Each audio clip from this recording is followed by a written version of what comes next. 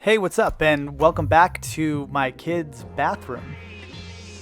My family moved during the height of the pandemic, and we knew we needed to update some areas of the house. This bathroom in particular needed some love, and now is the time we decided to do it. As you can tell, this bathroom is outdated and screaming yellow.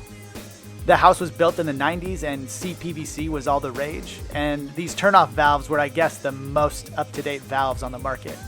Here are some poorly taken panoramic shots of the bathroom to give you the full gist of what we're dealing with. To get started, I needed to remove the toilet, shower surround, and vanity.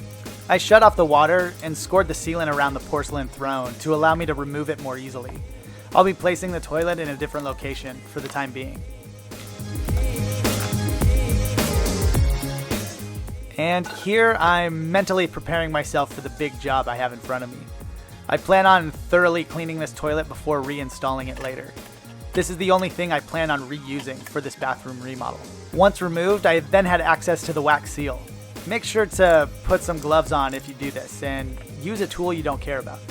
I also plugged the drain pipe with a towel so no sewer gases would leak into the bathroom during the remodel. When taking down any mirror, I like to put painter's tape on the front. If at any point it breaks, the mirror will stay intact. Moving on to the vanity. Just like the toilet, I'll need to shut off the water to the sink first.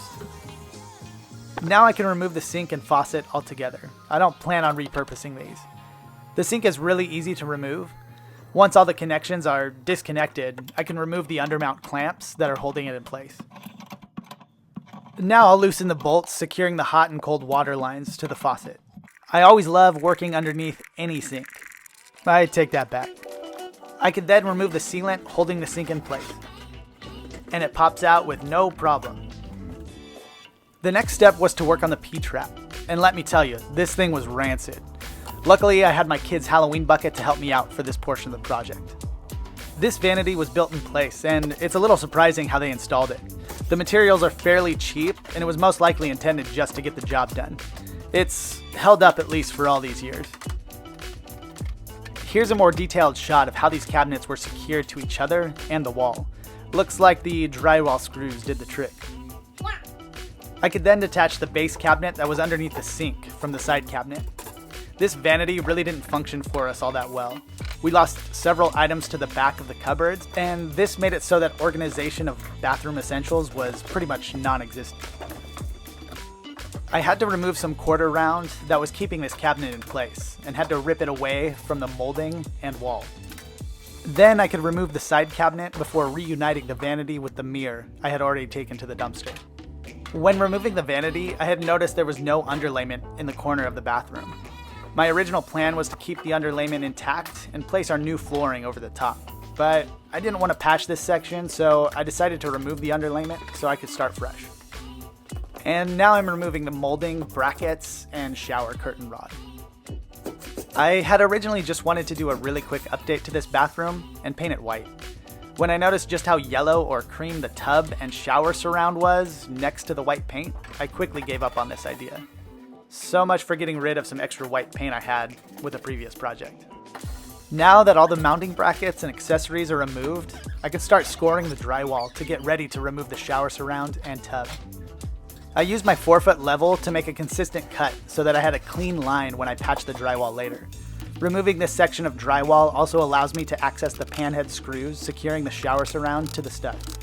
Also, removing this much drywall isn't necessary.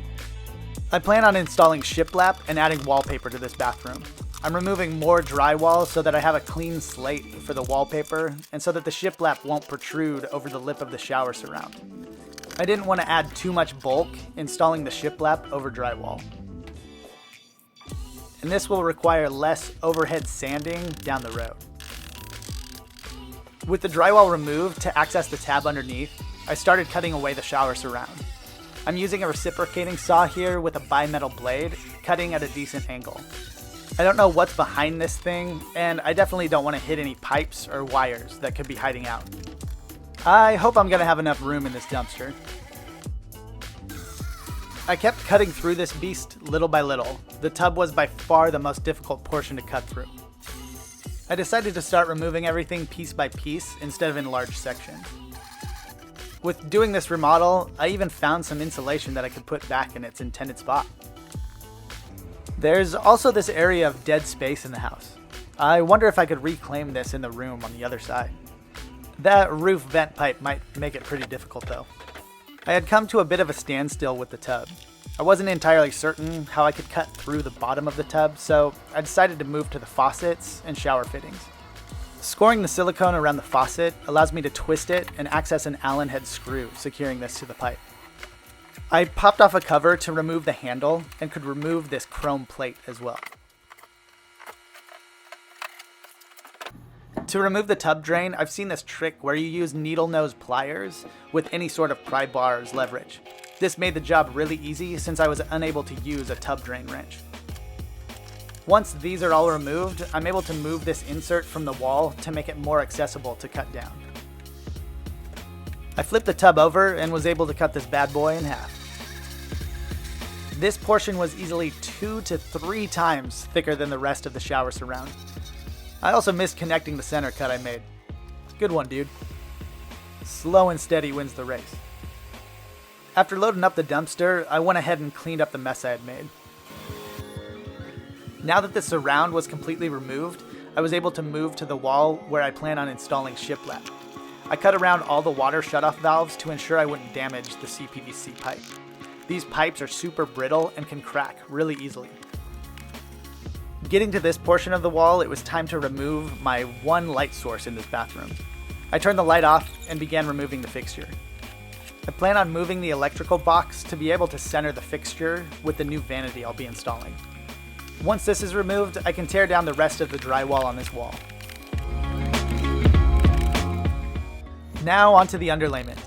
I was really dreading this part, but the more I thought about it, the easier it was going to be to install the new flooring.